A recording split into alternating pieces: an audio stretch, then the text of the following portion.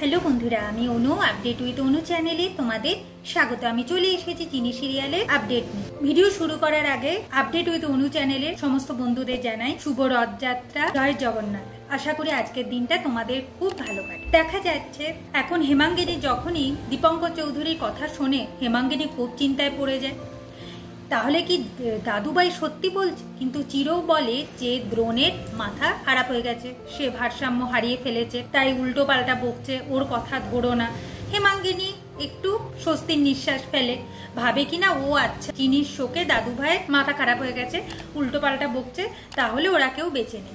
এরপর ও ঘরে গিয়ে ভাবছে সত্যি কি বেঁচে আছে, তাহলে কি পেছন থেকে দীপঙ্কর চৌধুরী আর চিনি হাত মিলিয়ে খেলাটা খেলছে?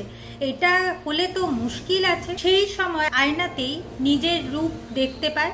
সে বলে হয়তো দীপঙ্কর চৌধুরী বেঁচে আছে, আলাপি বেঁচে আছে কিনা সেটা খবর নিয়েছিস? আলাপি যদি বেঁচে থাকে তাহলে তো সমস্যা আছে, চিনিও হয়তো বেঁচে আছে। কিন্তু কোনোভাবেই হেমাঙ্গিনী বিশ্বাস করতে পারছে না যে তারা বেঁচে আছে। এরপর তীর্থকে বলে, তীর্থ আবার গণেশকে ফোন করে কনফার্ম হয় যে চিনি সত্যিকারই মারা গেছে, পুড়ে ছাই হয়ে গেছে। হেমাঙ্গিনী আরো স্বস্তির নিঃশ্বাস ফেলে, সে একদম শিওর হয়ে যায় যে চিনি সত্যিকারই মারা গেছে, তাহলে ওই দীপঙ্কর চৌধুরী আলাপির কারোরই কোনো খবর নেই। এগুলো দ্রোণ দাদুভাই সব মাথা খারাপের জন্য উল্টো পাল্টা বক। এদিকে দ্রোণকে চিরো আর পিসি ঠাম্মি মিলে দ্রোণের ঘরে নিয়ে যায়, চিনির ফটোর সামনে ধূপ টুপ জ্বালাতে বলে। দ্রোণ কোনোভাবেই জ্বালাতে চায় না। দ্রোণের দৃঢ় বিশ্বাস যে তার স্ত্রী চিনি বেঁচে আছে আর বড় দাদুও বেঁচে আছে, কিন্তু তার কথা তো কেউ বিশ্বাস করছে না। এখন দ্রোণ বলে আমি এটা প্রমাণ করেছি। এরপর তো শ্রাদ্ধানুষ্ঠানের কাজ করবে বলে সবাই নিচে এসেছে, দ্রোণও নিচে এসেছে, কিন্তু দ্রোণ তো কোনোভাবেই চিনির শ্রাদ্ধানুষ্ঠানের কাজ করবেও না, হতেও দেবে। এইদিকে দেখা যাচ্ছে যে আলাপিকে দীপঙ্কর চৌধুরী নতুন রূপ দিচ্ছে। আলাপির মুখ চেঞ্জ করে চিনির মতো করে দিয়েছে। সবার মনে হবে তাহলে এটা চিনি, কিন্তু সেটা চিনি নয়, সেটা হলো চিনির মা আলাপি।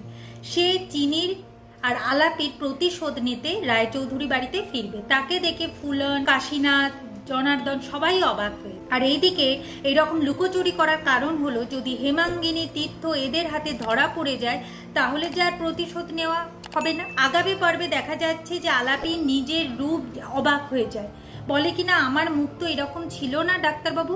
দীপঙ্কর চৌধুরী বলে আরে এটা যে তোর মেয়ে চিন্ময়ের মুখ রে। এখন আলাপি বলে আমি চিন্ময় মানে চিনির সাথে দেখা করতে চাই। এখন দীপঙ্কর চৌধুরী বলে চিনি এখনো বেঁচে আছে কিনা আমি জানি না রে মা, তবে তোর আর তোর মেয়ের প্রতিশোধ নিতে যে তোকে রায়চৌধুরী বাড়িতে ফিরতে হবে। এইদিকে দেখা যাচ্ছে চিনি হসপিটালের বেডে মৃত্যুর সাথে লড়ছে। এইভাবে আজকের পর্বটা শেষ হয়ে যাচ্ছে। আশা করি আজকের পর্বটা তোমাদের ভালো লাগবে। ভিডিওটা দেখবার জন্য আর আপডেট উইথ অনু চ্যানেলের পাশে থাকবার জন্য অসংখ্য ধন্যবাদ।